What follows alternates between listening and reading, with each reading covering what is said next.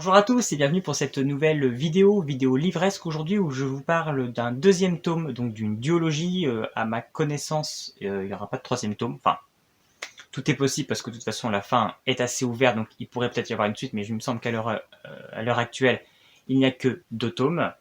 Il s'agit du deuxième tome, donc le premier tome s'appelait Vicious et là le deuxième tome s'appelle Vengeful, donc de la saga Evil de V.E. Schwab. Donc aux éditions Lumen. J'avais beaucoup aimé le premier tome Vicious.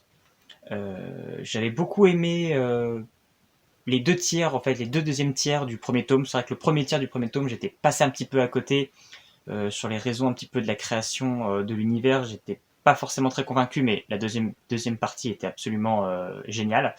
Donc j'avais très hâte de découvrir ce deuxième tome des aventures de Victor et Ellie. Et Schwab, en plus, c'est un auteur que j'aime beaucoup. J'ai adoré sa trilogie Chute of Magic. Elle sait jouer avec les personnages, elle sait les mettre en valeur, nous faire sympathiser avec eux, nous faire attacher à ces personnages. Donc j'avais très hâte de découvrir ce deuxième tome de la saga Vicious. Pour revenir vite fait sur l'histoire donc de l'univers de Vicious Vengeful, en fait, dans cet univers, Victor et Ellie sont deux étudiants qui vont découvrir, à travers leurs recherches, que si on frôle la mort, en fait, qu'on meurt et qu'on arrive à revenir à la vie, euh, on arrive à développer un don. Et en fait, il va y avoir deux idées qui vont s'opposer. L'idée de Ellie, qui lui, en fait, va se rendre compte que ceux qui sont morts et qui sont revenus à la vie, en fait, ont perdu leur âme. En fait, pour lui, ils ont perdu leur âme. Et il va se mettre en quête de vouloir éliminer toutes ces personnes-là. Et lui, donc, il a le don, en fait, de régénérer. En fait, il devient limite immortel, il vieillit plus, il ne peut plus le blesser. Et Victor, lui, est dans une optique plutôt de vengeance et va vouloir se venger d'Ellie, qui pour lui a causé en fait le malheur de sa vie parce que du coup il a perdu celle qu'il aimait en essayant de mourir. Donc voilà, il va vouloir se mettre plutôt en quête contre Ellie. Donc on a ce duel d'échecs entre ces deux personnages, avec d'autres personnages qui vont bien sûr tourner autour d'eux également avec des pouvoirs et des personnages très intéressants également. Et donc tout ça nous a amené à un premier tome vraiment très très haletant.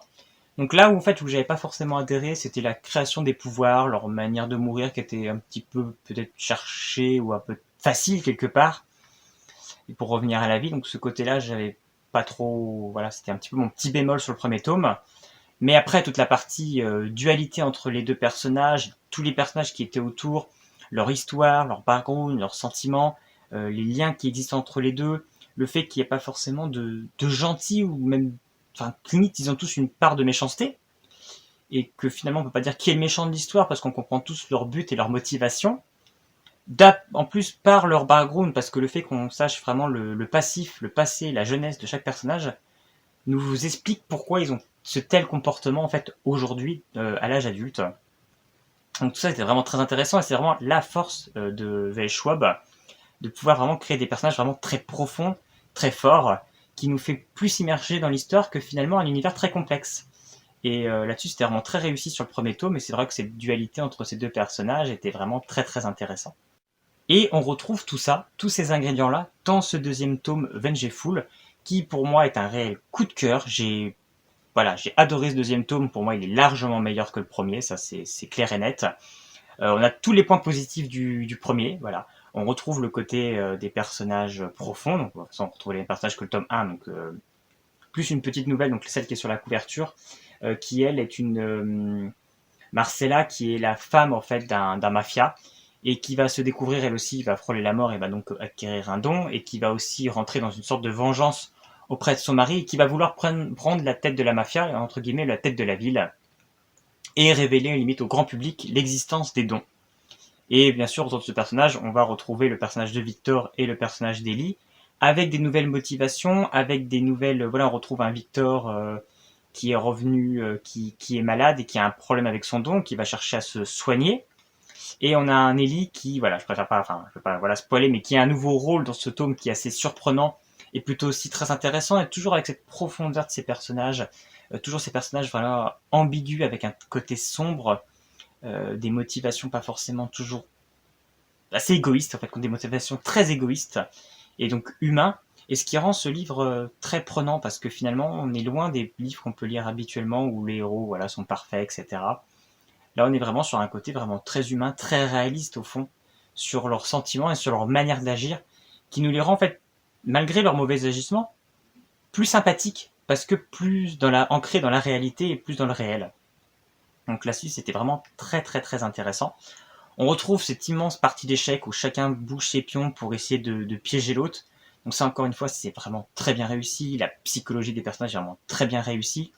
Donc tous ces éléments ont fait que ce tome est vraiment parfait.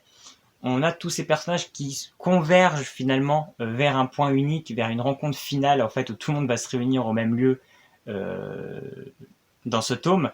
Un peu en fait, on a l'impression de limite de regarder une série télé où en fait on suit un petit peu chaque personnage, de différents épisodes, etc.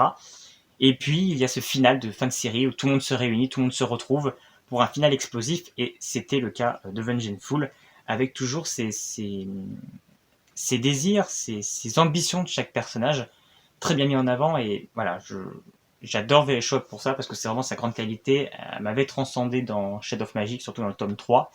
Et là, on retrouve même, je trouve, encore plus fort. J'ai limite préféré la saga Vicious Vengeful que Shadow of Magic, parce que vraiment, on est à l'apothéose de la psychologie des personnages et de leur profondeur.